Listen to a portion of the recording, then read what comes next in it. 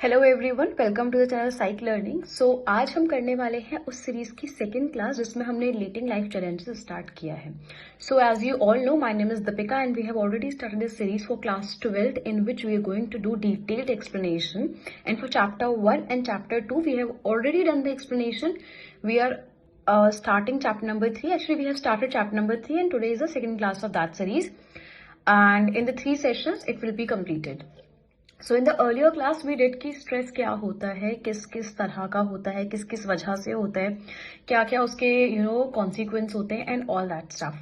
So let's start. I hope you are doing great and let's move on to the next thing. Okay, so today we are going to do that what are the effects of stress on the psychological functioning. ठीक है कि अगर आपको कोई stress हुआ है किसी चीज से, किसी भी चीज से हुआ है, उसका आपके ऊपर साइकोलॉजिकल फंक्शनिंग और आपकी हेल्थ के ऊपर क्या इम्पैक्ट पड़ता है, that is very important. So there are actually 4 kind of things. First is your emotional, then you have physiological, then cognitive, and then behavioral. These 4 are important, and you need to remember for this chapter that you need to learn them all.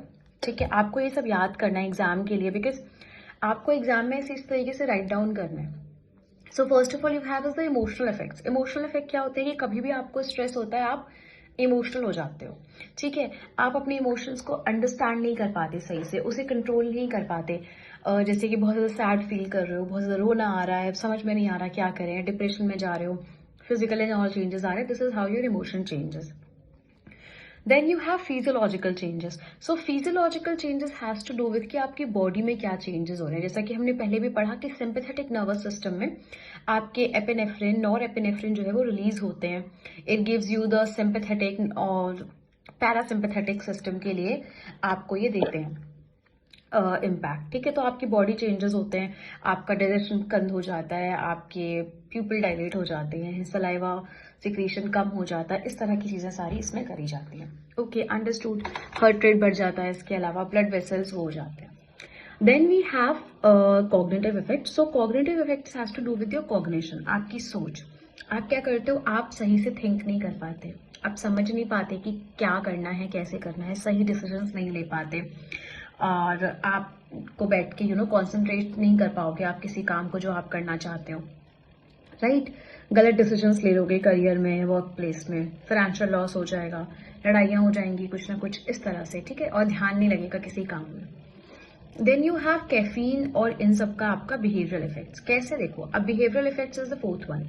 इसमें क्या है कि आप behave अलग से करने लगोगे. Like you will stop eating the good food, आप सोने की टाइमिंग्स आप चेंज कर दोगे, कोई कोऑर्डिनेशन नहीं है आपका किसी चीज़ के साथ, आप एब्सेंट होने लगोगे अपने काम से या जहाँ भी आप जा रहे हो वहाँ से.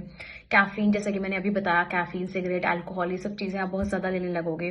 ट्रैंक्विलाइजर्स का इस्तेमाल करने लगोगे. Right, so these are the effects of the stress. ठीक है, this is clear. I hope this is clear. Even if it is not clear, you can easily write down in the comment section so that I will explain you in detail and you will get a good understanding of it. Okay, then you have stress and health. अब stress का health में फर्क पड़ेगा ना. अब आपको ये पता है कि जो लोग बीमार होते हैं वो लोग जल्दी स्ट्रेस में आ जाते हैं, और जिन लोगों को स्ट्रेस होता है वो बहुत जल्दी बीमार हो जाते हैं. तो it goes wise versa. Stress की वजह से बीमारी होती है, बीमारी की वजह से स्ट्रेस होता है. दोनों तरीके से ये चीज़ें चलती हैं. ओके, और एग्जामिनेशन एंजाइटी की भी हम बात करेंगे, क्योंकि जब भी हम एग्जाम लिख रहे होते हैं हमेशा हमें ये लगता है कि कोई ना कोई हमें देखने वाला है या कोई हमें देख रहा है जब हम लिख रहे हैं. रिजल्ट आएगा तो हमें लोग क्या बोलेंगे कि तुमने पढ़ाई नहीं करी, तुमने ये नहीं किया, तुमने वो नहीं किया, क्या किया तुमने इतने साल. तो हमें एक एग्जामिनेशन एंजाइटी रहती है, एक चिंता रहती है कि अगर हमने मार्क्स नहीं लेके आए तो क्या होगा. ओके, इसके बारे में आप डिटेल में स्टडी कर सकते हैं. क्वेश्चन पेपर में आया तो आप लिख सकते हैं. बहुत ज़्यादा बड़ा क्वेश्चन नहीं आएगा, एप्लीकेशन बेस्ड आ सकता है या कोई शॉर्ट क्वेश्चन आ सकता है. Okay, then you have a definition for burnout, जहां पर आप देखो फिजिकली आप पूरे टायर्ड हो चुके हो, पूरे थक चुके हो. ठीक है, इमोशनली आप बहुत ज़्यादा खराब हो चुके हो, आपको कुछ समझ नहीं आ रहा क्या चल रहा है. और इसके अलावा साइकोलॉजिकल एग्जॉशन आपको हो चुका है, साइकोलॉजिकली आप एग्जॉस्ट हो चुके हो, आपका ब्रेन लाइक कि अब मुझसे नहीं हो पा रहा है. उस डेफिनेशन को हम बर्नआउट कहते हैं, और ये इंपॉर्टेंट है डेफिनेशन, आपको याद करनी है. ओके, इसके बाद we will move on to the very very big, like very important actually, क्योंकि हमने पहले पढ़ा कि Hans Selye father of modern stress है. तो वो क्यों है, क्या उन्होंने किया है, किस तरह से है. तो ये मॉडल बहुत इंपॉर्टेंट है, ये एप्लीकेशन बेस्ड में भी आ जाता है. और इसके अलावा ये क्वेश्चन डायरेक्ट क्वेश्चन भी पूछा जा सकता है, शॉर्ट लॉन्ग, ये हर तरह के क्वेश्चन में आते हैं. It is very very very important. Okay, just mark my words. So it's a gas model which says general adaptation syndrome. ठीक है, तो हेंसली ने क्या किया था, छोटे छोटे रैट्स को या छोटे छोटे जो जानवर हैं उनको उन्होंने क्या किया, उन्होंने उनको हाई टेम्परेचर में रखा, एक्सरेज, इंसुलिन इंजेक्शन, मतलब कुछ कुछ चीज़ें ऐसी थी जिससे कि उनको बहुत ज़्यादा स्ट्रेस फील हो. Right. And he also observe the patients with various injuries and illnesses. ये सब उन्होंने जो है स्टडी किया कि देखो हम जानवरों को रखते हैं. And then he saw that कि आप किसी भी तरह का स्ट्रेसर किसी भी जानवर को दो ना, हर जानवर एक ही तरह का एक सेम पैटर्न रिस्पॉन्स दिखाता है, जिसे हम कहते हैं जनरल अडेप्टेशन सिंड्रोम. राइट. क्यों? क्योंकि जनरल अडेप्टेशन मतलब सब जनरली उसे अडेप्ट कर रहे हैं स्ट्रेस के हिसाब से, और आप वो सिंड्रोम दिखा रहे हैं, मतलब मिक्स कर, मतलब ये हो जाए कि सब कोई जो है एक जनरल रिस्पॉन्स दिखाता है. हमने स्टार्टिंग में भी पढ़ा कि हेंसली ने कहा था कि हर कोई एक जनरल रिस्पॉन्स दिखाता है किसी भी स्ट्रेस को लेकर के. ठीक है, तो हालांकि बाद में इस पॉइंट ऑफ व्यू को मना किया गया, क्योंकि उन्होंने कहा कि हर इंसान या हर सिचुएशन में जो स्ट्रेस है उसका जो रिस्पॉन्स है वो एक जैसा नहीं होता. कई बार वो ज़्यादा होता है, कई बार वो कम होता है, कई बार वो अलग पैटर्न से होता है, बट डिफरेंस होता है. तो सबसे पहले जो है नॉर्मल लेवल पे है, इंसान आराम से बैठा हुआ है, कोई प्रॉब्लम नहीं है. उसके बाद से अचानक से कोई स्ट्रेस आएगा तो अलार्म रिएक्शन होगी, एकदम से वो ऊपर जाएगा. राइट. एकदम से it will go up, and जैसे ही वो ऊपर जाएगा सबसे वो पीक में आ जाएगा. अब वहां से वो क्या करेगा, उसे मेंटेन रखेगा वैसे ही. That is the stage of resistance, क्योंकि उसको वैसे ही रहना है. अगर वो वैसे ही नहीं रहा तो क्या हो जाएगा, बहुत ज्यादा एनर्जी वेस्ट हो जाएगी एंड प्रॉब्लमेटिक हो जाएगा. तो उसी स्टेज में रेजिस्ट करने की कोशिश करेगा, और तब तक अगर स्ट्रेस चला जाता है तो बहुत अच्छी बात है, और अगर नहीं जाता है तो फिर इंसान जो है वो एग्जॉस्ट हो जाएगा, वो थक जाएगा, उसे कोई ना कोई बीमारी हो जाएगी, और हो सकता है कि उसकी डेथ भी हो जाए. राइट. तो first you have is the alarm reaction stage. Alarm reaction stage में क्या होता है कि स्ट्रेसर जो है एकदम से आया हुआ होता है. अब इन्होंने एड्रिनल पिट्यूटरी कॉर्टेक्स की बात करी है, एड्रिनल पिट्यूटरी कॉर्टेक्स की इन्होंने बात करी है सिस्टम की, and this triggers the release of hormones producing the stress response. इसकी वजह से क्या होता है, स्ट्रेस रिस्पॉन्स जो है वो बनते हैं. ठीक है. इसके बाद आता है रेजिस्टेंस स्टेज, जहां पर ऑर्गेनिज्म जो है उसी में मेंटेन रखने की कोशिश करेगा कि ये जो है ठीक हो जाए, और अगर ठीक नहीं होगा तो एग्जॉस्शन स्टेज आएगा, जहां पर थर्ड स्टेज है फिजियोलॉजिकली जो है वो पूरा एग्जॉस्ट हो जाएंगे, स्ट्रेस रिलेटेड डिजीज हो जाएंगी, ब्लड प्रेशर जो है वो बहुत ज्यादा हाई हो जाएगा, and the person can die also. Okay. Now the another important thing is कि जो सेली का मॉडल है ना, वो बेसिकली क्या करता है, वो ना साइकोलॉजिकल फैक्टर्स पे फोकस नहीं करता. वो बस कहता है कि भाई बायोलॉजी आपकी ऐसी है, बायोलॉजी वैसी है.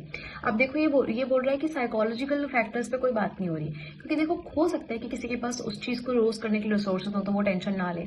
हो सकता है कि किसी की पर्सनैलिटी ऐसी हो जो कि टेंशन कम लेते हैं, हो सकता है कोई टेंशन ज्यादा लेता है. तो इट डिपेंड्स.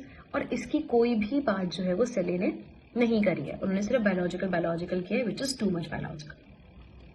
क्लियर है. Then you have stress and the immune system. अब स्ट्रेस और इम्यून या स्ट्रेस का जो रिलेशन है वो क्या है इम्यून के साथ और हमारी बॉडी के साथ, उस पूरी स्टडी को हम साइको न्यूरो इम्यूनोलॉजी कहते हैं.